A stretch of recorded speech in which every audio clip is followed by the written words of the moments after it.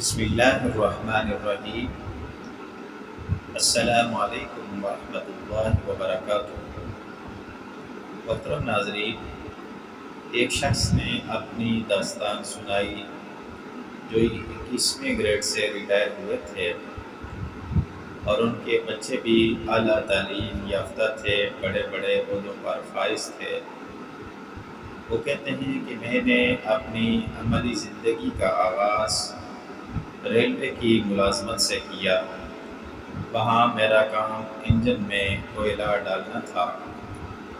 حالات کی تنگی تھی تو مجھے ایک اللہ والے نے وظیفہ بتایا کہ ہر نماز کے بعد 3 بار پڑھا کرو، سبحان اللہ و بحمدہ، سبحان اللہ العظیم و بحمدہ، استغفر اللہ۔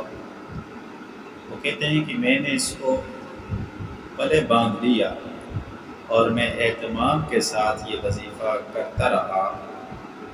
پھر PhD کرنے امریکہ چلا گیا۔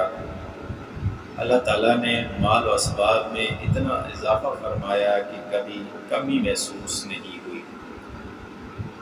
اصل میں یہ کلمات نبی اکرم صلی اللہ علیہ وسلم نے اپنے ایک صحابی کو بتائے تھے جو حضور علیہ السلام کی خدمت میں حاضر ہوئے اور آ کر عرض کرنے لگے کہ یا رسول اللہ، مجھ سے دنیا روٹھ گئی ہے۔